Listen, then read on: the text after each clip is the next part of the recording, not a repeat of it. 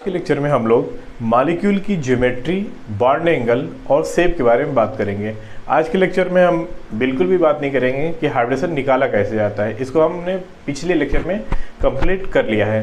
तो आज का फर्स्ट टॉपिक है हमारा कि ज्योमेट्री क्या होती है, शेप क्या होता है और बॉन्ड एंगल कैसे कैलकुलेट किया जाता है, देखा जाता है। तो हम पहले बात करते हैं एसपी हाइब्रिडेशन पे। हम जानते हैं कि जब हाइब्रिडेशन एसपी होता है ना, तो जो मॉलिक्यूल की ज्योमेट्री होती है ना वो लीनियर होती है, और जब कोई चीज़ लीनियर होगा तो एंगल हमेशा पता है कितना आएगा, 180 का आएगा, यानी कि कुछ ऐसा एंगल आएगा। इसको एक एग्जांपल के थ्रू दिखते हैं। जैसे हमने ले लिया BeCl2, तो हमको पता है कि इस BeCl2 में एसपी हाइब्रिडेशन होता है, तो इसकी ज्योमेट्री लीनियर होनी चाहिए और एंगल कितना होना चाहिए, 180 का। तो BeCl2 की स्ट्रक्चर को हम ऐसे ड्रॉ करते हैं, एंगल कैसा दिखता है, 180 का। अब इसी चीज़ को हम 3D मॉडल की सहायता से देखेंगे। ये हमारा है BeCl2 मॉलिक्यूल।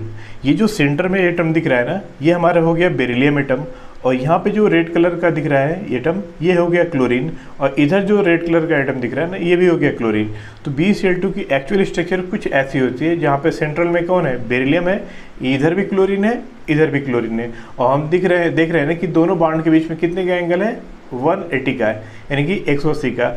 तो जब भी किसी मॉलिक्यूल का ज्योमेट्री लीनियर होती है तो उसमें हमेशा क्या होता है, बॉन्ड एंगल 180 का दिखना चाहिए। जैसे कि आप इस बॉल स्टिक मॉडल में देख रहे हैं कि ये जो एंगल दिख रहा है आपको 180 का दिख रहा है। तो बात करेंगे sp2 हाइब्रिडेशन पे। तो हम जानते हैं कि जब भी हाइब्रिडेशन sp2 होता है ना, तो ज्योमेट्री क्या हो जाती है, ट्राइगोनल प्लेनर। ट्राइगोनल प्लेनर कुछ ऐसा दिखता है, ट्राइगोनल प्लेनर।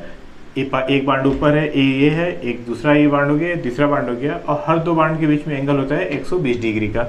जैसे एक हम मॉलिक्यूल लेते हैं BF3 में sp2 हाइब्रिडेशन है, तो कुछ ऐसा ट्राइगोनल प्लेनर शेप इसका होता है। तो ये BF बांड 3 हो गए, BF। तो हम जानते हैं कि जो इसमें बॉन्ड एंगल कितने का होता है, 120 का। तो हमने देखा कि जब हाइब्रिडेशन sp2 होता है तो ज्योमेट्री होती है ट्राइगोनल प्लेनर, बॉन्ड एंगल कितने का आएगा, 120 का। तो BF3 में बॉन्ड एंगल कितने का होता है, 120 का। अब हम इसी को 3D मॉडल की सहायता से देखेंगे। ये हमारा है BF3 मॉलिक्यूल, यानी कि ट्राइगोनल प्लेनर ज्योमेट्री। हम जानते हैं कि जब हाइब्रिडेशन sp2 होता है ना, तो ज्योमेट्री क्या होती है, ट्राइगोनल प्लेनर। तो यही है ट्राइगोनल प्लेनर ज्योमेट्री। जो सेंटर में आपको दिख रहा है एटम ना, ये हो गया आपका बोरान, और ये जो ऊपर एटम दिख रहा है रेड कलर का, ये है फ्लोरीन। एक ये दूसरा फ्लोरीन, ये तीसरा फ्लोरीन। तो इस तरह से हमने देखा कि जो BF3 मॉलिक्यूल है ना, ये सेंटर में बोरान हो गया और 3 बॉन्ड ऐसे हैं। अच्छा, ये तीनों बॉन्ड के बीच का एंगल जो होता है ना, कितना होता है, 120 का। हम जानते हैं कि पूरा एंगल कितने का है, पूरा एंगल होता है 360, और 360 को 3 एंगल में बांटना है, यानी 3 से डिवाइड कर दो तो एक एंगल कितने का आएगा, 120 का आएगा। तो ये एंगल होता है 120, ये भी होता है 120, ये भी होता है 120। इसी चीज़ को हम लोग स्ट्रक्चर में ऐसे दिखाते हैं। जो हम ऐसे स्ट्रक्चर में दिखाते हैं ना, वही आपका 3D में कुछ ऐसा दिखता है। तो यही ज्योमेट्री हम क्या बोलते हैं, ट्राइगोनल प्लेनर। और एंगल क्लियर कट आपको दिख रहा है कि कितने का एंगल है, 120 का। देखा था sp2 हाइब्रिडेशन, जिसमें बात किया था कि ज्योमेट्री होती है ट्राइगोनल प्लेनर। अब हम बात करेंगे, अगर sp2 हाइब्रिडेशन में एक लोन पेयर आ जाए तो ज्योमेट्री तो वही रहेगी, लेकिन शेप क्या हो जाएगा, बदल जाएगा। तो अगर एक लोन पेयर आ जाए तो ये ज्योमेट्री हमारी क्या थी, यही था ना, ट्राइगोनल प्लेनर। ये ट्राइगोनल प्लेनर था, हमने लोन पेयर यहाँ रख दिया, उस पार्ट को भूल गए। तो कैसा दिख रहा है ये पार्ट, लोन पेयर भूलने के बाद हमें ये शेप दिख रहा है कैसा, एंगुलर दिख रहा है, कोण जैसा V शेप या बेंट स्ट्रक्चर दिख रही है। तो हम जानते हैं ना कि अगर sp2 हाइब्रिडेशन में एक लोन पेयर आ जाए तो ज्योमेट्री तो ट्राइगोनल प्लेनर ही रहेगी, लेकिन शेप क्या हो जाएगा, एंगुलर V शेप या बेंट। जैसे हम देखते हैं SnCl2 को। अब SnCl2 में होता क्या है, एक एसेंशियल बॉन्ड इधर है, एक एसेंशियल बॉन्ड इधर है, ऊपर हमने लोन पेयर दिखा दिया। यह क्योंकि इसमें SnCl2 में हाइब्रिडेशन क्या है, sp2, तो इसकी शेप कैसे हो जाएगी, एंगुलर V शेप या बेंट। इसी को हम 3D मॉडल से देखते हैं कि ये जो हमारा स्ट्रक्चर है, यही स्ट्रक्चर क्या है, ट्राइगोनल प्लेनर। अब ट्राइगोनल प्लेनर में हमने इस पोजीशन में क्या रख दिया, लोन पेयर, और लोन पेयर रखने के बाद इस पार्ट को हम क्या करते हैं, भूल जाते हैं। जैसे हमने ये हमारा TP ज्योमेट्री है, ऊपर हमने क्या रख दिया था, लोन पेयर, और लोन पेयर रखने के बाद इस पार्ट को हम क्या करें, भूल गए। तो भूलने के बाद हमें कुछ ऐसी ज्योमेट्री दिख रही है, तो ये हमारी ओरिजिनल ज्योमेट्री थी, और भूलने के बाद कुछ ज्योमेट्री ऐसे दिखेगी, ये वाली। तो जब sp2 हाइब्रिडेशन में लोन पेयर नहीं था तो ज्योमेट्री कैसी थी, ट्राइगोनल प्लेनर। लेकिन उसी में अगर लोन पेयर आ गया तो ज्योमेट्री क्या होगी जाती है, ऐसा एंगुलर V शेप या बेंट। ये जो आप शेप देख रहे हो ना, यही शेप क्या कहलाता है, एंगुलर V शेप या बेंट। लेकिन ओरिजिनल ज्योमेट्री क्या थी, ये ट्राइगोनल प्लेनर। तो जब भी हाइब्रिडेशन sp2 होगा तो ज्योमेट्री होगी क्या, ट्राइगोनल प्लेनर। लेकिन अगर sp2 हाइब्रिडेशन में एक लोन पेयर आ जाए तो शेप क्या हो जाता है, एंगुलर वी शेप या बेंट। निकालने का तरीका क्या है, sp2 में लोन पेयर को हमने ऊपर रख दिया और उस पार्ट को भूल गए, भूलने के बाद देखियो ये जो शेप दिख रही है वो कैसे दिख रही है, एंगुलर वी शेप या बेंट। तो इस तरह से हमने देखा कि sp2 हाइब्रिडेशन में ज्योमेट्री क्या होती है, शेप क्या होता है और एंगल कैसे निकालते हैं। अब हम लोग sp3 हाइब्रिडेशन में ज्योमेट्री, शेप और बॉन्ड एंगल देखेंगे। तो हम जानते हैं कि जब भी हाइब्रिडेशन sp3 होता है ना तो ज्योमेट्री होती है टेट्राहेड्रल, और टेट्राहेड्रल ज्योमेट्री कुछ ऐसे दिखती है, ये हमने दिखा दिया टेट्राहेड्रल ज्योमेट्री। और जब ज्योमेट्री टेट्राहेड्रल होती है ना तो बॉन्ड एंगल हमेशा क्या रहता है, 109.5 डिग्री का, या इसी को मिनट में बदल दें तो हो जाता है 109 डिग्री 28 मिनट। यानी कि जो टेट्राहेड्रल ज्योमेट्री होती है तो बॉन्ड एंगल कितने का होता है, 109.5 डिग्री या 109 डिग्री 28 मिनट का एंगल होता है। तो ये जो एंगल है ना, यही एंगल कितने का है, 109 डिग्री 28 मिनट। ये भी एंगल कितने का है, 109 डिग्री 28 मिनट। ये भी एंगल कितने का है, 109 डिग्री 28 मिनट का एंगल होता है। जैसे हम देखते हैं मीथेन CH4 की स्ट्रक्चर, तो हम जानते हैं कि मीथेन में हाइब्रिडेशन क्या होता है, sp3। तो ज्योमेट्री इसकी हो जाएगी टेट्राहेड्रल, और इसमें एंगल कितने का दिखना चाहिए, 109 डिग्री 28 मिनट का। तो ये जो CH बॉन्ड है और ये CH बॉन्ड है, इसके बीच में कितने का एंगल होता है, 109 डिग्री 28 मिनट का। ये CH बॉन्ड और इस CH बॉन्ड के बीच में कितने का एंगल होता है, 109 डिग्री 28 मिनट का। इस CH बॉन्ड और इस CH बॉन्ड के बीच का भी एंगल कितना होता है, 109 डिग्री 28 मिनट का। अब इसी ज्योमेट्री को यानी कि टेट्राहेड्रल ज्योमेट्री को हम एक 3D मॉडल की सहायता से समझने का प्रयास करते हैं। ये जो ज्योमेट्री सामने आपको दिख रही है ना, यही ज्योमेट्री है टेट्राहेड्रल ज्योमेट्री। एक बांड ऊपर होता है और 3 बांड आपके ये दिख रहे हैं। तो जो हमने ज्योमेट्री यहाँ पे दिखाई थी ना, ये ज्योमेट्री एक्चुअल में वो दिखती कैसी है, ऐसे दिखती है। इसको आप देख सकते हैं कैसी ज्योमेट्री है, ये ज्योमेट्री होती है टेट्राहेड्रल। और यहाँ पे आपको क्लियर कट दिख रहा है ना कि ये बांड और इस बांड के बीच में कितने का एंगल दिख रहा है आपको, 109 डिग्री 28 मिनट का एंगल होता है। वैसे ही इस बांड और इसके बीच में कितने का एंगल है, 109 डिग्री 28 मिनट का। और इसके और इसके बीच के भी कितना एंगल है, 109 डिग्री 28 मिनट का। तो जो दोनों CH बांड के बीच का एंगल कितना है, 109 डिग्री 28 मिनट का। तो इस तरह से हमने देखा कि जब हाइब्रिडेशन क्या हो, sp3 हो तो ज्योमेट्री कैसी होगी, टेट्राहेड्रल। और जब टेट्राहेड्रल ज्योमेट्री होगी ना तो बॉन्ड एंगल कितने का आएगा, 109.5 डिग्री का या 109 डिग्री 28 मिनट का। और शेप कैसा हो जाएगा, ज्योमेट्री कैसा हो जाएगी, टेट्राहेड्रल। तो जब भी हम मीथेन बनाते हैं ना तो मीथेन ऐसे ब्लैक बोर्ड पे तो ऐसे दिखा देते हैं, लेकिन एक्चुअल में वो होता है ऐसे। सेंटर में आपका जो दिख रहा है वो है कार्बन, ये जो ब्लैक दिख रहा है वो है हाइड्रोजन, इधर जो ब्लैक दिख रहा है एटम वो हाइड्रोजन, इधर जो ब्लैक हाइड्रोजन दिख रहा है वो हाइड्रोजन, और इधर जो ब्लैक दिख रहा है वो हाइड्रोजन। तो चारों जो ब्लैक आपको एटम दिख रहे हैं वो सब क्या है, हाइड्रोजन। ये जो आपको सेंटर में रेड कलर का एटम दिख रहा है वो हो गया मीथेन, कार्बन। तो ये आपकी बन जाती है CH4 की स्ट्रक्चर, ये मीथेन की संरचना है। ओके, बात करेंगे कि अगर sp3 हाइब्रिडेशन में जब लोन पेयर नहीं था तो ज्योमेट्री क्या थी, टेट्राहेड्रल। अगर एक लोन पेयर आ जाए, तब जब लोन पेयर आएगा तो शेप की बात होगी। अगर एक लोन पेयर आ जाए तो लोन पेयर को हमने यहाँ रख दिया, टेट्राहेड्रल ज्योमेट्री हम जानते हैं यही है। लोन पेयर को हमने ऊपर रख दिया, ऊपर जहाँ पे लोन पेयर रखते हैं उसको हम क्या करते हैं, भूल जाते हैं। भूलने के बाद आपको कुछ ऐसी ज्योमेट्री दिख रही है और ये आपको पिरामिड जैसा दिख रहा है, तो शेप क्या हो जाएगा, पिरामिडल। तो आप हमेशा याद रखना कि sp3 हाइब्रिडेशन में अगर एक लोन पेयर आ जाए तो शेप क्या हो जाएगी, पिरामिडल। जैसे हम देखते हैं अमोनिया मॉलिक्यूल, अमोनिया में क्या होता है, 3 सिग्मा है, एक लोन पेयर। और अमोनिया में हाइब्रिडेशन क्या होता है, sp3 हाइब्रिडेशन है और एक लोन पेयर आ जाए तो अभी हमने पढ़ा कि शेप कैसा हो जाएगा, पिरामिडल। तो जब भी हम अमोनिया बनाते हैं ना तो पिरामिडल बनाते हैं। जैसे ये एक्चुअल स्ट्रक्चर होती है अमोनिया की, जिसमें 3 NH बॉन्ड है और लोन पेयर को हमने ऊपर दिखा दिया।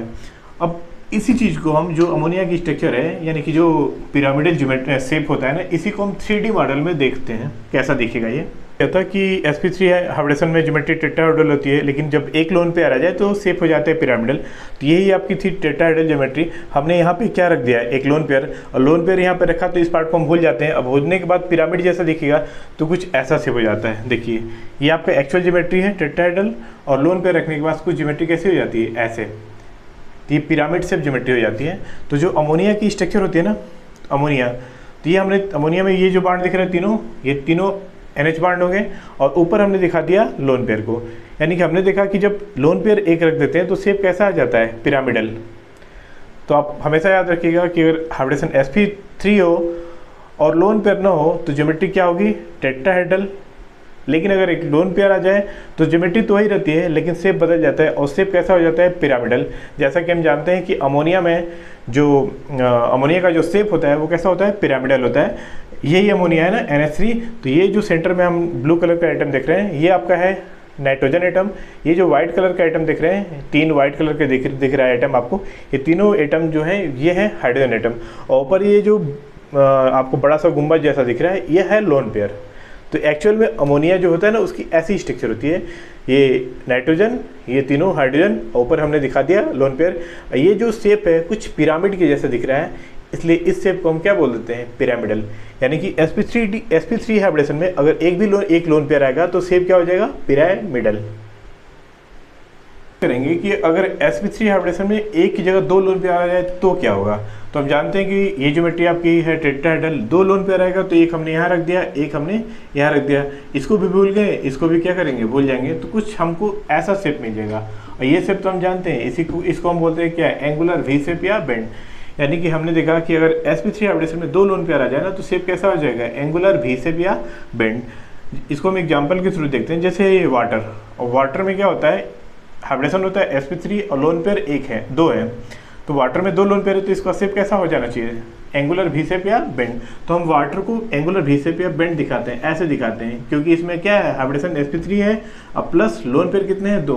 और हम जानते हैं कि sp3 हाइब्रिडेशन में जब 2 लोन पेयर आ जाता है तो शेप कैसी हो जाती है, एंगुलर वी शेप या बेंड। अब इसी स्ट्रक्चर को यानी कि एंगुलर वी शेप या बेंड जब sp3 हाइब्रिडेशन में स्ट्रक्चर पर शेप बनता है ना तो इसको 3D मॉडल से कैसे देखेंगे, इस पर हम बात करते हैं। है sp3 हाइब्रिडेशन। अब हम बात करेंगे कि sp3 यानी कि जो टेट्राहेड्रल ज्योमेट्री है इसमें 2 लोन पेयर आ जाए तो एक लोन पेयर को हम यहाँ रख देते हैं और दूसरी लोन पेयर को हम यहाँ रख देते हैं, और दोनों को हम क्या करेंगे, भूल जाएंगे। तो दोनों को भूल जाएंगे तो जो शेप बनेगी ना वो कुछ ऐसे बनेगी, ये कुछ ऐसे शेप बन जाएगी, कैसी, एंगुलर वी शेप या बेंड। एक दोनों लोन पेयर, ये जो आपको बड़ा सा दिख रहा है गुंबद जैसा, ये दोनों क्या हो गए, लोन पेयर। तो हमने अभी पढ़ा ना कि जो sp3 हाइब्रिडेशन होता है ना, ये आपका टेट्राहेड्रल ज्योमेट्री, तो हमने एक लोन पेयर यहाँ रखा था तो उसको भूल गए, और एक यहाँ रखा तो इसको भी भूल गए। तो आपको कैसा दिख रहा है, दोनों को भूलने के बाद ये शेप आपको जो दिख रही है वो शेप कैसी दिख रही है, एंगुलर वी शेप या बेंड दिख रही है। तो इससे हमने सीखा कि sp3 हाइब्रिडेशन में अगर 2 लोन पेयर आ जाए तो शेप कैसी हो जाएगी, ऐसी हो जाएगी, एंगुलर वी शेप या बेंड। और ये जो गुंबद देख रहे हैं ना ये 2 लोन पेयर हैं। तो जो हमने वाटर की स्ट्रक्चर जब हम बनाते हैं ना तो ये वाटर की एक्चुअल स्ट्रक्चर कुछ ऐसे ही होती है, जिसमें जो रेड कलर का आपको एटम दिख रहा है वो हो गया आपका ऑक्सीजन एटम। जो रेड कलर का एटम है ना ये हो गया आपका ऑक्सीजन एटम। ये जो व्हाइट कलर का आइटम दिख रहा है ये हाइड्रोजन है, और इधर जो व्हाइट कलर का आइटम दिख रहा है ये भी क्या है, हाइड्रोजन है। 2 गुंबद जैसे आपको जो डोम शेप स्ट्रक्चर दिख रही है ना ये क्या है, दोनों लोन पेयर। तो हम जानते हैं कि sp3 में जब 2 लोन पेयर आते हैं तो शेप कैसी हो जाती है, एंगुलर वी शेप या बेंड। अब हम बात करेंगे कि अगर sp3 हाइब्रिडेशन में 3 लोन पेयर आ जाए तो क्या शेप बनेगा। तो ये ज्योमेट्री आपकी टेट्राहेड्रल है, एक यहाँ रख दिया लोन पेयर, एक यहाँ रख दिया, एक यहाँ रख दिया। जहाँ भी लोन पेयर रखते हैं उसको हम क्या करते हैं, भूल जाते हैं। भूल गए, भूलने के बाद हमें केवल एक डंडा दिख रहा है, यानी कि शेप क्या हो जाएगी, लीनियर। यानी कि याद रखना कि sp3 हाइब्रिडेशन में जब भी 3 लोन पेयर आएंगे ना तो शेप कैसे हो जाएगी, लीनियर। और लीनियर होती है, एंगल कितना हो जाएगा, बॉन्ड एंगल हो जाएगा 180 का। जैसे इसको एग्जाम्पल देखते हैं, HCl मालिक्यूल है, जो HCl मालिक्यूल है ना तो HCl में जो हाइब्रिडेशन होता है वो sp3 होता है। Cl का हाइब्रिडेशन क्या होता है, sp3। और sp3 में सिग्मा 1 है और लोन पेयर कितने हैं, 3, लोन पेयर 3 है। और हम जानते हैं कि sp3 हाइब्रिडेशन में लोन पेयर जब 3 हो जाए ना तो ज्योमेट्री तो टेट्राहेड्रल ही रहेगी लेकिन शेप क्या हो जाएगा, लीनियर। इसीलिए जो HCl मालिक्यूल है हम इसको लीनियर दिखाते हैं। तो इसी को हम 3D मॉडल से भी देख लेते हैं। हम बात कर रहे थे कि अगर sp3 हाइब्रिडेशन में यानी कि टेट्राहेड्रल ज्योमेट्री में 3 लोन पेयर आ जाए तो शेप क्या होगा। तो हमने एक लोन पेयर यहाँ रख दिया, एक लोन पेयर यहाँ रख दिया, एक लोन पेयर यहाँ रख दिया, यानी कि ये तीनों बांड क्या हो जाएंगे, गायब। तो बच जाएगा क्या, केवल एक बांड बचने का मतलब क्या हो गया, शेप कैसे हो जाएगी, लीनियर। कुछ ऐसा एक लाइन जैसी शेप आ जाएगी। तो जो HCl होता है ना इसकी शेप ऐसी होती है, लीनियर। क्यों, क्योंकि ये आपका हाइड्रोजन है और ये क्लोरीन है, और हाइड्रोजन और क्लोरीन के बीच में जो एंगल कितने का दिखता है, 180 का। 180 का क्यों है एंगल होता है, क्योंकि हम जानते हैं कि HCl में हाइब्रिडेशन तो है sp3 लेकिन 3 लोन पेयर आने की वजह से शेप क्या हो जाती है, लीनियर। तो इस तरह से हमने देखा कि जो sp3 हाइब्रिडेशन होता है ना, उसमें ज्योमेट्री तो टेट्राहेड्रल होती है, लेकिन लोन पेयर आने की वजह से शेप बदलते रहते हैं। और जब एक लोन पेयर आता है ना sp3 हाइब्रिडेशन में, तो शेप कैसा हो जाता है, पिरामिडल। जब 2 लोन पेयर आता है तो शेप हो जाता है एंगुलर वी शेप या बेंड। और जब sp3 में 3 लोन पेयर आ जाते हैं ना, तो शेप हो जाता है लीनियर। तो इस तरह से हमने sp3 हाइब्रिडेशन में ज्योमेट्री, शेप और बॉन्ड एंगल को अच्छी प्रकार से 3D मॉडल की सहायता से समझ लिया। हम लोग बात करेंगे sp3d हाइब्रिडेशन की, यानी कि हमारा हाइब्रिडेशन है sp3d। और हम जानते हैं ना कि जब हाइब्रिडेशन sp3d होता है ना, तो जो मॉलिक्यूल होते हैं ना, उनकी ज्योमेट्री होती है trigonal bipyramidal. Trigonal bipyramidal geometry कुछ ऐसी दिखती है। पहले आपको ऐसे एक लंबी लाइन खींच लेना है, एक लाइन इधर और एक लाइन ऐसे ऐसे बना दी। ये जो ज्योमेट्री बनी है इसी को बोलते हैं ट्राइगोनल बाइपिरामिडल। और जब ज्योमेट्री ट्राइगोनल बाइपिरामिडल बनाते हैं ना, तो ये बांड, ऊपर का जो बांड बना है और जो नीचे का बांड बना है, थोड़ा लंबा बनाते हैं। और इन दोनों बांड को बोलते हैं एक्सियल बांड। और ये जो बांड है जो एक प्लेन में होते हैं ना, 3 मोटे बनाए हैं, इनको बोलते हैं इक्वाटोरियल बांड। तो इस तरह से हमने देखा कि जब हाइब्रिडेशन sp3d होता है ना, तो ज्योमेट्री होती है ट्राइगोनल बाइपिरामिडल और कुछ ऐसा ज्योमेट्री दिखता है। और बॉन्ड एंगल कितने का होगा, तो आप याद रखना कि जब हाइब्रिडेशन sp3d होगा ना, तो बॉन्ड एंगल होता है 180 के एंगल होता है 1, 120 के एंगल होते हैं 3 और 90 के एंगल होते हैं 6। अब ये कैसे याद रखें इसको कि sp3d में 180 का एंगल 1 है, 120 का एंगल 3 है और 90 का एंगल 6 है। तो इसको हम 3D मॉडल की सहायता से ही समझ सकते हैं, क्योंकि जो आपका ये जो स्ट्रक्चर है ना, ट्राइगोनल बाइपिरामिडल स्ट्रक्चर, ये 2D स्ट्रक्चर है। और 2D स्ट्रक्चर में हम प्रत्येक एंगल को विजुलाइज आपको नहीं करा सकते हैं। तो इसको एक्चुअल में आप देखना चाहते हैं कि ट्राइगोनल बाइपिरामिडल ज्योमेट्री में एंगल कितने का होता है, तो उसके लिए आपको 3D मॉडल को ही देखना पड़ेगा, वहीं से एंगल आपको पता चलेगा। तो हम देखेंगे कि sp3d हाइब्रिडेशन में जो ट्राइगोनल बाइपिरामिडल ज्योमेट्री होती है ना, उसमें बॉन्ड एंगल कितना कितना होता है। ये जो आपको ज्योमेट्री दिख रही है ना, इसी ज्योमेट्री को बोलते हैं ट्राइगोनल बाइपिरामिडल ज्योमेट्री। इसमें एक बांड ऊपर है और एक बांड नीचे। ये जो ऊपर वाला बांड दिख रहा है ना, इस बांड को हम ऊपर वाले बांड और नीचे वाले बांड को बोलते हैं एक्सियल बांड। ये थोड़े लंबे होते हैं। और ये जो बांड है, ये और ये 3 बांड जो है वो प्लेन में है। और इन तीनों बांड को बोलते हैं, ये जो ये और ये, इन तीनों बांड को बोलते हैं इक्वाटोरियल बांड। तो इस तरह से हम देख रहे हैं कि जो sp3d हाइब्रिडेशन में जो ज्योमेट्री होती है ना ट्राइगोनल बाइपिरामिडल, उसमें 2 टाइप के बांड हैं। 3 बांड तो प्लेन में है, ये वाले और ये वाला एक प्लेन में बांड है। और इन तीनों बांड को बोलते हैं इक्वाटोरियल बांड, थोड़े छोटे होते हैं। और ये बांड जो ऊपर है और ये जो बांड जो आपको नीचे दिख रहा है ना, इसको बोलते हैं एक्सियल बांड, ये थोड़े लंबे होते हैं। अब एंगल की बात करें तो जो आपका एक्सियल बांड है ना, ये यानी कि जो ऊपर वाला बांड दिख रहा है आपको, ये जो नीचे वाला बांड दिख रहा है, इसके बीच में आप देख के डायरेक्टली बता सकते हैं कि 180 का एंगल है। यानी कि हमने देखा कि जो ये ट्राइगोनल बाइपिरामिडल ज्योमेट्री होती है, उसमें एक एंगल 180 का होता है। अब जो प्लेन में 3 बांड है ना, तो प्लेन में ये वाला जो बांड है, इन दोनों बांड के बीच का कोण होता है 120। वैसे ही ये वाला कोण कितना का एंगल होगा 120। अब वैसे ही ये वाला एंगल कितना का होगा 120। तो जो प्लेन में 3 इक्वाटोरियल बांड है ना, उनके बीच का एंगल कितना होता है 120। तो इस तरह से हमने देखा कि हमें अब तक 2 टाइप के एंगल मिल चुके हैं। एक्सियल के बीच में 180 का एंगल और इक्वाटोरियल बांड जो 3 है उनके बीच में कितने का एंगल मिला है 120 का। अब हम देखेंगे कि जो ऊपर वाला ये जो एक्सियल बांड है ना, इसके और ये जो इक्वाटोरियल बांड है, ये आपस में 90 के एंगल पे हैं। दिख रहा है कि ये जो एक्सियल बांड है ये और ये जो इक्वाटोरियल बांड है, दोनों के बीच में एंगल कितने का 90।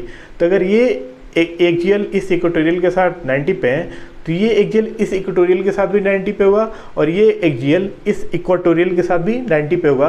तो इस तरह से हम देख रहे हैं कि ये जो अप वाला एक्सियल बांड है ना, इन तीनों इक्वाटोरियल बांड के साथ 90 का एंगल बना रहा है।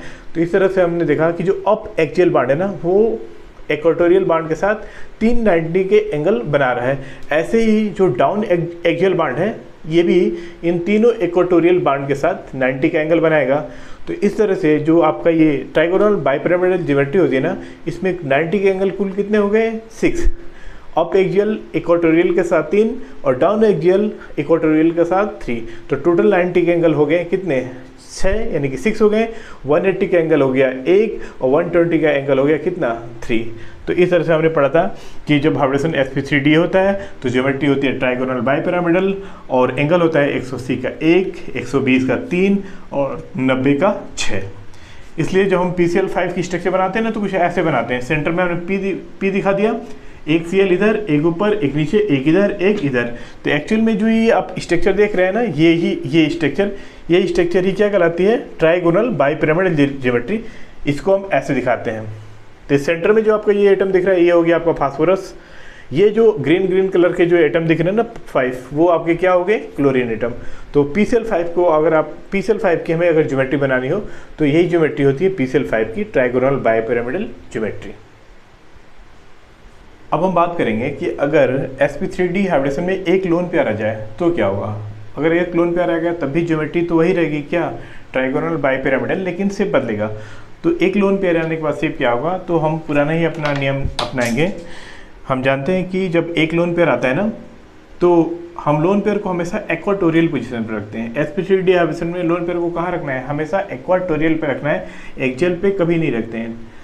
तो हमने यहाँ रख दिया इक्वाटोरियल पे। अब रखेंगे तो इस पार्ट को हम क्या करेंगे, भूल जाएंगे तो हमको कुछ ऐसी स्ट्रक्चर दिखेगी और इस स्ट्रक्चर को हम बोलते हैं सीसा। एक झूला होता है जिस पे बच्चे झूलते हैं, उसको बोलते हैं सीसा। तो ये सीसा जैसा दिख रहा है। अब इसको हम 3D में आगे थोड़ा सा विजुलाइज करते हैं। इसी को तो हम बोले थे ट्राइगोनल बाइपिरामिडल ज्योमेट्री। ये हमारी क्या हो गई, ये जो ज्योमेट्री है, ये जो ज्योमेट्री आपको दिख रही है ना, ये ज्योमेट्री है आपकी ट्राइगोनल बाइपिरामिडल। तो देखो ये बांड तो एक्सियल है, ये एक्सियल है, ये इक्वाटोरियल, ये इक्वाटोरियल। तो ये जो आप दोनों ऐसे बांड दिख रहे हैं ना, ये दोनों इक्वाटोरियल हो गए। हमने लोन पेयर को यहाँ पे रख दिया, इस पोजीशन पे रख दिया। तो लोन पेयर को रख देंगे, तो रखने के बाद इसको हम भूल जाएंगे। तो भूलने के बाद क्या दिख रहा है आपको, कुछ ऐसी ज्योमेट्री दिख रही है ना, यानी कि जो ऊपर बांड दिख रहा है ये ऊपर वाला हो गया, ये जो नीचे वाला बांड ये हो गया, और दो बांड ये आपका एक ये और एक ये। ये जो ज्योमेट्री बच रही है, इस ज्योमेट्री को क्या बोलते हैं, सीसा। इसको ऐसे घुमा दें तो देखिए कुछ सीसा ऐसे दिखता है, ये झूले की तरह। जहाँ पे बच्चा यहाँ बैठेगा तो ये नीचे, यहाँ बैठेगा तो ये नीचे ऊपर होता रहता है। ये जो झूले जैसी संरचना बन रही है ना, इसी झूले जैसी संरचना को क्या बोलते हैं, सीसा। तो हम याद रखेंगे कि अगर sp3d हाइब्रिडेशन में एक लोन पेयर आ जाए तो स्ट्रक्चर क्या हो जाएगी, सीसा हो जाएगी। इसको हम 3D मॉडल से भी देखेंगे कि जब एक लोन पेयर आता है तो सीसा कैसा दिखता है। स्ट्रक्चर संरचना दिख रही है ना, यही संरचना क्या कहलाती है, सीसा स्ट्रक्चर। कैसे, देखिए आपका जब TVP था तो ये था। अब TVP में देखिए ये आपका एक्सियल बांड हो गया, ये हो गया एक्सियल, ये दो इक्वाटोरियल बांड अभी भी बचे हुए हैं, और एक इक्वाटोरियल बांड पे हमने लोन पेयर रखा था तो उसको हमने ये लोन पेयर दिखा रहे हैं। तो लोन पेयर हमने दिखा दिया, तो इसी को अगर घुमा दें तो ये आपको एक झूले की तरह दिख रहा है, और इस स्ट्रक्चर को हमने क्या बोल दिया, सीसा स्ट्रक्चर। तो हम जानते हैं कि जो SF4 होता है ना, SF4 में हाइब्रिडेशन है sp3d, तो इसकी और लोन पेयर एक आ रहा है, तो इसका जो शेप होगा वो हो जाएगा कैसा, सीसा। तो जब भी हम SF4 बनाते हैं ना तो कुछ सीसा दिखना चाहिए। इसलिए ये जो आप स्ट्रक्चर आप सामने जो दिख रहे हैं ना, ये स्ट्रक्चर किसी है SF4 की। SF4 की जो स्ट्रक्चर है, इसमें जो ब्लैक एटम आप देख रहे हो ना, ये ब्लैक वाला एटम ये क्या है आपका, सल्फर। ये जो आप ब्लू कलर के जो एटम देख रहे हैं चार, ये हो गए चारों फ्लोरीन, और ये बड़ा गुम्बद जो देख रहे हो ये हो गया आपका लोन पेयर। तो SF4 की स्ट्रक्चर कुछ ऐसे दिखेगी आपको, सीसा स्ट्रक्चर। ये होती है क्या, सीसा स्ट्रक्चर, जिसमें एक एक्सियल बांड इधर है, एक एक्सियल बांड इधर है, यानी कि एक फ्लोरीन इधर, एक फ्लोरीन इधर, और दो इक्वाटोरियल फ्लोरीन हो गए आपके, और एक इक्वाटोरियल की जगह हमने क्या रख दिया है, लोन पेयर को रख दिया है। तो इस तरह से हमने देखा कि सीसा शेप कैसे बनता है sp3d हाइब्रिडेशन में। हम बात करेंगे कि अगर sp3d हाइब्रिडेशन में दो लोन पेयर आ जाए तो शेप क्या हुआ। तो हम जानते हैं कि ये जो हमारा शेप है, जो दिख रहा है, ये क्या है, ये ट्राइगोनल बाइपिरामिडल ज्योमेट्री है इस पे। और हम ये भी पढ़े कि लोन पेयर को कभी एक्सियल पे नहीं रखना है, जब भी रखना है इक्वाटोरियल पे ही रखना है। तो हमने एक यहाँ रख दिया, एक यहाँ रख दिया, और इस इक्वाटोरियल पे लोन पेयर है नहीं तो दो ही है तो दोनों जगह रख दिया। और जहाँ लोन पेयर रखते हैं उसको हम भूल जाते हैं। तो इस दोनों पार्ट को आप क्या करोगे, भूल जाओ। भूलने के बाद आपको कुछ ऐसी संरचना दिख रही है, ये आपको क्या दिख रहा है, इसको घुमा दो तो टी जैसा दिख रहा है, यानी कि कैसा शेप हो गया, टी शेप। तो अब हमें हमेशा याद रखना कि अगर sp3d हाइब्रिडेशन में दो लोन पेयर आ जाए ना तो ज्योमेट्री तो टेट्राहेड्रल रहेगी, लेकिन शेप क्या हो जाएगा, टी शेप। जैसे हम देख रहे हैं ClF3, जो ClF3 मॉलिक्यूल है ना, इसमें हाइब्रिडेशन होता है sp3d, और इसमें लोन पेयर दो होता है, लोन पेयर दो होता है। तो दो लोन पेयर होने की वजह से इसका शेप कैसा हो जाएगा, टी शेप। इसीलिए ClF3 को हम टी शेप बनाते हैं, ये टी जैसी संरचना में दिखता है। अब इसी को हम 3D मॉडल से देखते हैं कि टी शेप स्ट्रक्चर कैसे होती है। आपको सामने दिख रही है ना, यही स्ट्रक्चर क्या है, टी शेप्ड स्ट्रक्चर है।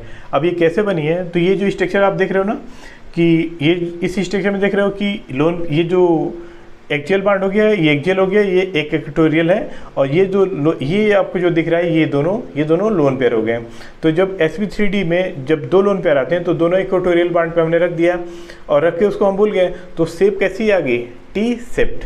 तो ये आपको जो स्ट्रक्चर दिख रही है यही क्या होती है, टी शेप्ड स्ट्रक्चर। तो इससे हम जब भी कोई टी शेप स्ट्रक्चर बनाना हो तो कोई आपको हमेशा ऐसा ही दिखाना पड़ेगा। जैसे हम देखते हैं ClF3 में हाइब्रिडेशन sp3d है और लोन पेयर है 2, तो इसकी शेप कैसे आएगी, ClF3 की टी शेप। तो ये आप हमारा ClF3 का स्ट्रक्चर हो गया। जो सेंटर में एटम दिख रहा है ब्लैक कलर का, ये हमारा हो गया क्लोरीन, ये ब्लैक कलर का, और ये ब्लैक कलर का, और ये ब्लैक कलर का, ये तीनों हो गए हमारे फ्लोरीन। और ये जो गुंबद जैसा दिख रहा है ये दोनों हमारे क्या हो गए, लोन पेयर। तो ये एक्चुअल स्ट्रक्चर है किसकी, ClF3 की। बात करेंगे कि अगर sp3d हाइब्रिडेशन में 3 लोन पेयर आ जाए तो क्या होगा। तो 3 लोन पेयर आएगा तो ज्योमेट्री तो वही रहेगी, ट्राइगोनल बाइपिरामिडल, लेकिन शेप क्या हो जाएगा, वो बदलेगा। तो ये हमारी ट्राइगोनल बाइपिरामिडल ज्योमेट्री है, और लोन पेयर को हमने तीनों इक्वेटोरियल पोजीशन पे रख दिया। रखने के बाद इसको भूल गए तो हमें एक लीनियर शेप स्ट्रक्चर मिल गई। यानी कि हमने देखा कि अगर sp3d हाइब्रिडेशन में 3 लोन पेयर आ जाए तो शेप क्या हो जाएगा, लीनियर। और लीनियर होती है बॉन्डिंग एंगल कितना हो जाएगा, 180 का। इसको एग्जांपल के थ्रू भी देखते हैं। जैसे आपका XeF2 है, जिनान डाइफ्लोराइड है। तो हम जानते हैं कि जिनान डाइफ्लोराइड में हाइब्रिडेशन क्या होता है, sp3d आएगा, और d आते ही इसका शेप जो होगा वो लीनियर हो जाएगा।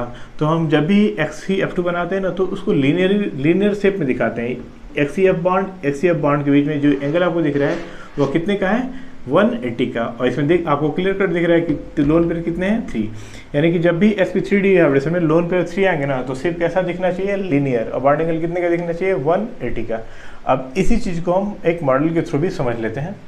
sp3d हाइब्रिडेशन में 3 लोन पेयर आ जाए तो ये आपका sp3d ज्योमेट्री है। और हमने पहले भी बात किया था कि लोन पेयर को जब भी रखेंगे तो इक्वेटोरियल पर रखेंगे। तो हमने एक बार एक यहाँ रखा, एक यहाँ रखा और एक यहाँ रखा, और तीनों को भूल जाएंगे। तो भूलेंगे कि तो एक सीधी लाइन मिल जाएगी, यानी कि कुछ ज्योमेट्री आपको कैसे मिल जाएगी, ऐसी।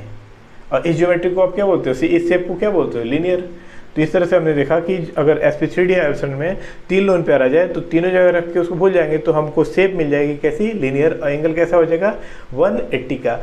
तो जब भी हम XeF2 की स्ट्रक्चर बनाते हैं ना तो उसको ज्योमेट्री तो ट्राइगोनल बाइपिरामिडल ही बनाते हैं, लेकिन शेप उसका हम कैसा दिखाते हैं, लीनियर। तो ये हो गया XeF2 में ये सेंट्रल एटम हो गया जिनान, ये हो गया फ्लोरीन, ये हो गया फ्लोरीन, और ये एंगल कितने का दिख रहा है आपको, 180 का।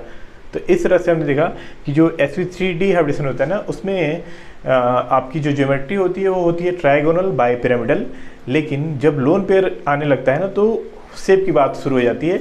और जब एक लोन पेयर आता है तो शेप हो जाता है कैसा, सीसा। जब 2 लोन पेयर आता है तो शेप हो जाता है टी शेप्ड, और जब 3 लोन पेयर आता है तो शेप कैसा हो जाता है, लीनियर। तो इस तरह से हमने देखा कि जो sp3d हाइब्रिडेशन होता है उसमें कैसे शेप, ज्योमेट्री और बॉन्ड एंगल को प्रेडिक्ट करते हैं। D2 हाइब्रिडेशन पे हम जानते हैं कि जब हाइब्रिडेशन sp3d2 होता है ना तो मॉलिक्यूल की ज्योमेट्री होती है ऑक्टाहेड्रल। यहाँ पे हमने ऑक्टाहेड्रल ज्योमेट्री को ड्रा किया है। ये ज्योमेट्री जो आपको दिख रही है ना, एक स्क्वायर जैसा है और उसके ऊपर एक बॉन्ड नीचे। तो ये जो ज्योमेट्री आप देख रहे हो इस ज्योमेट्री को ही बोलते हैं ऑक्टाहेड्रल ज्योमेट्री। और इसमें जो एंगल होता है ना, यानी कि बॉन्ड एंगल, वह 180 के 3 एंगल होते हैं, यानी कि 180 के 3 एंगल होते हैं और 90 के 8 एंगल होते हैं। इसका एक एग्जांपल के थ्रू देखते हैं। जैसे आपका SF6 है, SF6 में हाइब्रिडेशन होता है sp3d2, और sp3d2 होते ही इसकी ज्योमेट्री कैसे हो जाएगी, ऑक्टाहेड्रल। तो कुछ ऐसा मॉलिक्यूल दिखना चाहिए, इसलिए जब हम SF6 बनाते हैं ना तो उसको ऑक्टाहेड्रल दिखाते हैं। ये हमारा सल्फर बना दिया, 4 बांड, ये जो 4 फ्लोरीन ये जो हमने बना दिया इक्वेटोरियल, और 1 फ्लोरीन ऊपर 1 फ्लोरीन नीचे, ये दोनों क्या हो गए, एक्सियल। तो ये होती है SF6 की स्ट्रक्चर। अब इसी स्ट्रक्चर में यानी कि ऑक्टाहेड्रल ज्योमेट्री कैसे बनाई जाती है और उसमें एंगल कितना होता है, इसको हम 3D की सहायता से समझने का प्रयास करेंगे। ये आपके सामने जो ज्योमेट्री दिख रही है ना, ये जो ज्योमेट्री आपको दिख रहा होगा, इसी ज्योमेट्री को क्या बोलते हैं, ऑक्टाहेड्रल ज्योमेट्री। यानी कि जब हाइब्रिडेशन sp3d2 होगा तो ज्योमेट्री हो जाएगी आपकी क्या, ऑक्टाहेड्रल। आपको क्लियर कट दिख रहा होगा। इसमें आप देखिए कि एक ऊपर बांड है और एक नीचे बांड है।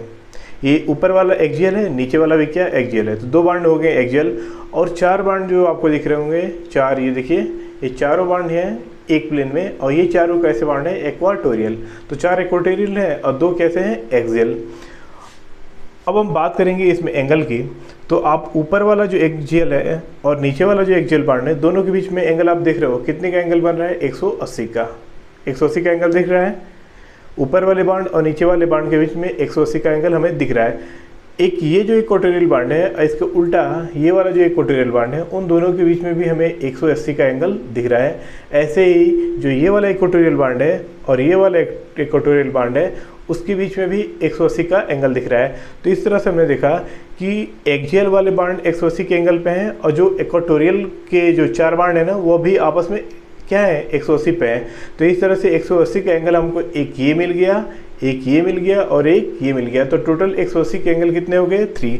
इसलिए हम पढ़ते हैं कि sp3d2 हाइब्रिडेशन में यानी कि ऑक्टाहेड्रल ज्योमेट्री में 180 का एंगल होता है कितना 3। 2 इक्वाटोरियल 180 के बनाते हैं और एक एक्सियल 180 का बनाता है। अब बात करते हैं कि 90 का कितना एंगल होगा। तो आप देख रहे हो कि ये जो एक्सियल बाड है ना, इस इक्वाटोरियल बाड के साथ 90 के एंगल पे है, इसके साथ भी 90 के एंगल पे होगा, इसके साथ भी 90 के एंगल पे होगा, इसके साथ भी 90 के एंगल पे होगा। तो जो अप एक्सियल बाड है ना, वो चारों इक्वाटोरियल बाड के साथ 90 के एंगल पे हैं। तो 4 90 के एंगल हमें इधर से मिल गए। ऐसे जो आपका डाउन एक्सियल बाड है ना, इन चारों इक्वाटोरियल बाड के साथ भी किस पे है 90 के एंगल पे ही होगा। ये 90 है, ये 90 है, ये 90 है और ये 90 है। तो इस तरह से हमने देखा कि जो sp3d2 यानी कि ऑक्टाहेड्रल जो ज्योमेट्री है, उसमें 90 के एंगल हमें मिल गए 8। अप एक्सियल इक्वाटोरियल के साथ 4 बनाया, डाउन एक्सियल इक्वाटोरियल के साथ 4 बनाया। तो टोटल 90 के एंगल कितने हो गए 8, और 180 के एंगल कितने मिल रहे हैं 3। तो ये होता है बॉन्ड एंगल ऑक्टाहेड्रल ज्योमेट्री में। तो हमने बात किया था कि SF6 जो मॉलिक्यूल होता है ना, उसकी ज्योमेट्री कैसी है ऑक्टाहेड्रल। तो इसको कैसे विजुलाइज करेंगे, तो ये ऑक्टाहेड्रल ज्योमेट्री होगी। ये जो ब्लैक कलर आपको एटम दिख रहा है ना, ये हो गया आपका सल्फर, और ये जो ब्लू कलर के 6 एटम दिखाया गया है, 4 इक्वाटोरियल और 2 एक्सियल, ये सब क्या होंगे आपके फ्लोरीन। तो ये होती है SF6 की स्ट्रक्चर। sp3d2 हाइब्रिडेशन में अगर एक लोन पेयर आ जाए तो क्या होगा। तो हम जानते हैं कि ये पोजीशन जो है ना, ये इक्वाटोरियल है, और ये वाली ऊपर वाली और एक नीचे वाली, ये क्या है एक्सियल है। लोन पेयर रिपल्सन यानी कि मॉलिक्यूल में रिपल्सन कम हो, लोन पेयर के बीच या लोन पेयर बॉन्ड पेयर के बीच में रिपल्सन कम हो, इसके लिए sp3d2 हाइब्रिडेशन में ना लोन पेयर को हम एक्सियल पे रख देते हैं। ध्यान रखना कि sp3d में हम कहाँ रखते थे इक्वाटोरियल पे, लेकिन d2 में इक्वाटोरियल पे ना रख करके रखते हैं एक्सियल पे। तो ये एक्सियल में हमने यहाँ रख दिया, और हम जानते हैं कि जहाँ रखते हैं उसको भूल जाते हैं, तो इसको भूल गए तो कुछ ऐसी ज्योमेट्री मिलेगी। देखने से लग रहा है कि ये एक प्लेन में स्क्वायर मिल गया, एक ऊपर बाड है यानी कुछ पिरामिड जैसा मिलेगा, तो नाम हो जाएगा इसका स्क्वायर पिरामिड। यानी कि sp3d2 में अगर एक लोन पेयर आ जाए तो शेप कैसा हो जाता है स्क्वायर पिरामिडल, लेकिन ज्योमेट्री तो वही रहेगी ऑक्टाहेड्रल। जैसे इसका एक एग्जांपल देखते हैं ClF5। हम जानते हैं कि जो ClF5 है ना, उसमें हाइब्रिडेशन है sp3d2 और लोन पेयर 1 है। लोन पेयर 1 होने की वजह से इसका स्ट्रक्चर कैसा हो जाएगा ClF5 का स्क्वायर पिरामिडल दिखना चाहिए। तो इसको हम ऐसे बनाते हैं, ये आपका हो गया Cl, ये फ्लोरीन फ्लोरीन फ्लोरीन फ्लोरीन और ये फ्लोरीन, ये तीनों एक प्लेन में है, यानी 4 फ्लोरीन एक प्लेन में है जो स्क्वायर का निर्माण कर रहा है, एक फ्लोरीन ऊपर है जो पिरामिड शेप का निर्माण करेगी। तो इस तरह से ये जो शेप बन रहा है ClF5 का, ये शेप क्या कहलाता है स्क्वायर पिरामिडल। अब इसी को हम 3D मॉडल की सहायता से देखने का, हम जानते हैं कि ये ऑक्टाहेड्रल ज्योमेट्री है और लोन पेयर को इस बार कहाँ रखना है एक्सियल पे। तो हमने कहा था कि एक लोन पेयर आ गया तो हमने नीचे वाले एक्सियल पे रख दिया, और नीचे पे रखेंगे तो इसको हम क्या करेंगे भूल जाएंगे। भूल गए तो आपको क्या दिख रहा है, एक तो ऊपर का बाड दिख रहा है एक एक्सियल, और 4 बाड प्लेन में दिख रहे हैं। यानी कि यहाँ पे क्या नहीं बन रहा है, एक देखो यहाँ पे एक स्क्वायर का फॉर्मेशन हो रहा है, और ऊपर एक ऐसे मिला दोगे तो पिरामिड बन जाएगा। तो शेप क्या हो गई स्क्वायर पिरामिडल, दिख रहा है ना, ये स्क्वायर और ये ऊपर एक पिरामिड, तो स्क्वायर पिरामिडल होगी। यानी कि SF4 की स्ट्रक्चर जो ClF5 की जो स्ट्रक्चर बनेगी वो कैसे बनेगी स्क्वायर पिरामिडल। तो आप याद रखना कि अगर sp3d2 हाइब्रिडेशन हो और एक लोन पेयर आ जाए तो आपको शेप कैसा बनाना होगा स्क्वायर पिरामिडल। तो ये हो गया ClF5 की स्ट्रक्चर हम देखते हैं। तो ये हम क्या किए, ये ऑक्टाहेड्रल ज्योमेट्री था और हमने एक नीचे वाले एक्सियल बॉन्ड पे लोन पेयर को रख दिया, तो और रखने के बाद भूल गए, तो जो हमको क्या मिल गया, प्लेन में तो स्क्वायर मिल गया, एक ऊपर क्या मिल गया, एक एंगल, एक एक्सियल बॉन्ड। तो इसका शेप आपको कैसा दिख रहा है, स्क्वायर और ऊपर पिरामिड, तो स्क्वायर पिरामिडल हो गया, और नीचे हम इस लोन पेयर को दिखा दिए हैं। तो कुछ ऐसा शेप होता है, कैसा, स्क्वायर पिरामिड शेप। तो अगर हम बात करेंगे ClF5 की स्ट्रक्चर क्या होगी, तो ये जो सेंट्रल एटम को आप मान सकते हो Cl, ये पांचों जो व्हाइट कलर के एटम दिख रहे हैं वो आपके फ्लोरीन हो गए, और जो ये आपका गुंबद जैसा दिख रहा है वो आपका लोन पेयर हो गया। तो ये स्ट्रक्चर होती है क्या, ClF5 की, स्क्वायर पिरामिडल स्ट्रक्चर होती है ClF5 की। अब हम बात करते हैं कि sp3d2 हाइब्रिडेशन में अगर लोन पेयर 2 आ जाए तो क्या होगा। 2 आ जाए तभी ज्योमेट्री तो ऑक्टाहेड्रल ही रहेगी, लेकिन शेप बदलेगा। तो ये ऑक्टाहेड्रल में हमने एक ऊपर एक जेल पे रख दिया लोन पेयर, एक नीचे एक जेल पे रख दिया, दोनों को भूल जाएंगे तो एक स्क्वायर मिल जाएगा। यानी कि जब sp3d2 में, यानी कि ऑक्टाहेड्रल ज्योमेट्री में 2 लोन पेयर आता है ना, तो शेप क्या हो जाता है, स्क्वायर प्लेनर। अब इसका एक एग्जाम्पल देखो, जैसे XeF4 होता है, आप जानते हो कि XeF4 में हाइब्रिडेशन क्या है, sp3d2, और 2 लोन पेयर है तो शेप कैसा हो जाएगा, स्क्वायर प्लेनर। तो इसलिए XeF4 को हम स्क्वायर प्लेनर शेप में दिखाते हैं। अब इसी को हम एक 3D मॉडल के थ्रू भी देख लेते हैं। पिक्चर आपको दिख रही है, यही क्या है, ऑक्टाहेड्रल ज्योमेट्री, और हमने कहा कि लोन पेयर इस बार कितना है, 2।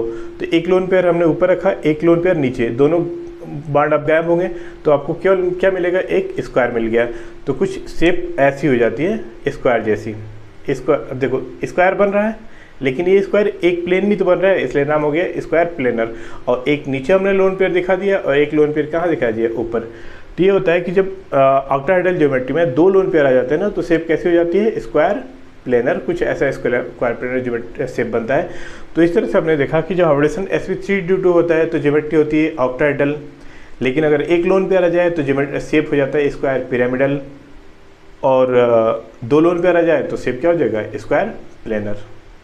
तो इस तरह से आज के लेक्चर में हमने देखा कि मॉलिक्यूल की ज्योमेट्री, शेप या बॉन्ड एंगल को कैसे हम विजुलाइज करते हैं 3D मॉडल की सहायता से।